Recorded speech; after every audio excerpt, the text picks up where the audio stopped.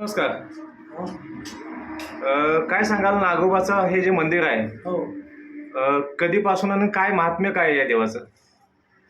ते आमच्या गावातले एक मराठी बैल शेतात सापडला होता मूर्ती. मूर्ती. हा. हो, मग ते दगडोबा दर्याप्पा बागत यांच्या आईनं स्थापना केलेली आहे.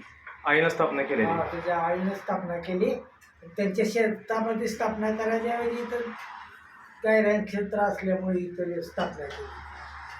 मग पुन्हा काही दिवस ओपनमध्ये होता, पुन्हा गावाल्यानं मंदिर बांधलं. हो, आता सध्या जर आमुष्याला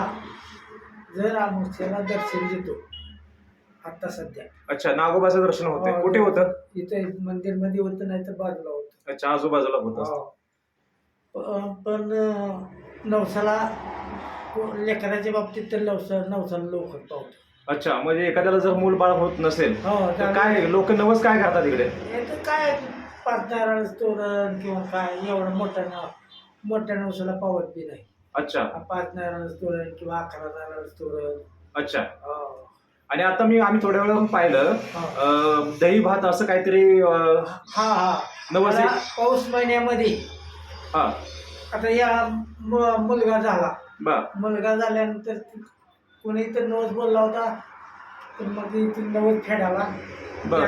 काय त्यांनी व्हायला तिकडे दही भात व्हायला का? हा, दही भात त्याला लिपाचा त्याच्या अंगावरनं काढायचा आणि पुन्हा वाटप करायचा. अच्छा, असं नवस झाल्यानंतर. आणि पाऊस महिन्यामध्ये त्याला भात, शिरा, पेढा, लोणी ही महिनाभर येताना चालू असते. लिपाचा नवस असू नाही तर नसू. अच्छा, कुठल्या महिन्यात म्हणला तुम्ही? पौष महिन्यामध्ये. पाऊस महिन्यामध्ये नवस असू नाही तर नसू.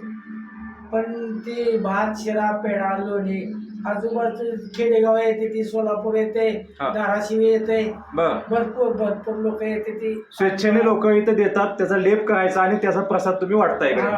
याचा उत्सव कधी असतो देवाचा उत्सव श्रावण महिना झाल्यानंतर दुसऱ्या दिवशी. श्रावण महिन्यानंतर काय स्वरूप काय याचं? स्वरूप काय फक्त अन्नदान असतं. अजून या देवाची प्रचिती अजून लोकांना काय काय आलेली आहे? एकदा मनुष्य पाया पडून गेला, त्याला आमच्या जात सोलापूरला दवाखान्याला बी चालले, तर नीट होऊन आलेले. जात असं बी केलं, नवस बी बोलला तर नीट होऊन आले. अच्छा, आध्यात्मिक आहे. आणि काय देव आता नागोबा म्हटलं की थोडंसं काय होतं की लोकांच्या मनामध्ये भीती निर्माण होते, बरोबर का? कधी देव हा कुणावरती कोपलाय आणि त्याला त्याची काही फळं भोगावं लागली, अशी काय घटना घडली? लगेच अच्छा, प्रचिती तशी आहे. आमच्याकडून काय चुकलं आम्हाला गावापर्यंत जाऊ देत नाही, लई अडवाय. बरोबर. आणि चाणक्य म्हणजे संकेत मिळतात तुम्हाला. आता एखाद्या नवस बोलला आणि नाही नवस फेडला तर लगेच त्याला वावरू देत नाही. अच्छा, देवस्थान नवस फेडत नाही तोपर्यंत जागृत देवस्थान आहे. ठीक आहे. महाराष्ट्रामधले अनेक लोक जे आहेत ते आपल्या समोर हा हायवे तुळजापूर पासून आता आम्ही इकडे पुढे ह्याला पंढरपूर हायवे, वडवळनाथाचं पण इकडे पुढे आहे. तर एकंदरीत हे किती सालापासूनचं देवस्थान आहे? ते किती वर्ष झाले? 140 वर्ष झाले असतील ह्या देवाला. 140 वर्ष झालेले. त्याच्या अगोदर ओपन मध्ये होता, मंदिर बांधलंय. मंदिर खूप पुरातन दिसतंय. आणि एकंदरीत खूप जुनं मंदिर आहे. जुनं मंदिर. जुनं मंदिर आहे. आता तुमची कितवी पिढी इकडे सेवा करते? आमची तिसरी पिढी आहे. तिसरी पिढी आहे. आजोबा, वडील आणि अच्छा, ठीक आहे. अतिशय छान सुंदर माहिती दिलेली आहे तुम्ही. हो. आणि आपल्या चॅनलच्या माध्यमातून हे नागोबा देवस्थान जे आहे हे अनेकांना दर्शनी या ठिकाणी भेटू शकतं. काय महाराष्ट्रातल्या जनतेला जी भाविक भक्त आहेत हो. त्यांना नेमकं काय सांगाल की बाबा इथं कशासाठी आणि काय यावं? आता इथं भरपूर जेवण्यासाठी भरपूर लोक थांबतात. बर भरपूर म्हणजे असं दररोज यात्रा भरल्यासारखं भरतं.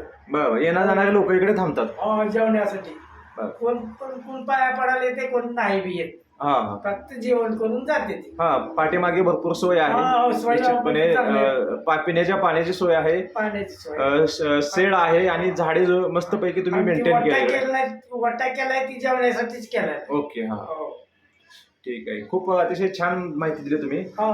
तुमचं पूर्ण नाव सांगाल? उत्तम रखमाजी मुंगुटराव. उत्तम रखमाजी मुंगुटराव. मुंगुटराव. पंढरपूर ते तुळजापूर रोडला एवढंच एकच नागाव जेवण्यासाठी. पंढरपूरला जाणाऱ्या दिंड्या इथं जेवायला थांबते, ते स्वयंपाक करतात, ते इथं जाते. तुळजापूरला पाया पडावं जाणारे इथं थांबते. हो, पॉइंट चांगला आहे. पॉइंट चांगला. ठीक आहे. कोण उठ म्हणत नाही, कोण किरकिर नाही, काय नाही. शांत ठिकाणी, एकदम शांत ठिकाणी. शांत ठिकाणी, एकदम शांत आहे. ठीक आहे. धन्यवाद आमच्या या दर्शकांना तुम्ही माहिती दिली. आणि निश्चितपणे अनेकांना ह्या नागोबाच्या श्रद्धेचा म्हणजे आशीर्वादाचा निश्चितपणे फायदा व्हावा या दृष्टिकोनातून हे आम्ही तयार केलेले छान माहिती दिल्याबद्दल धन्यवाद.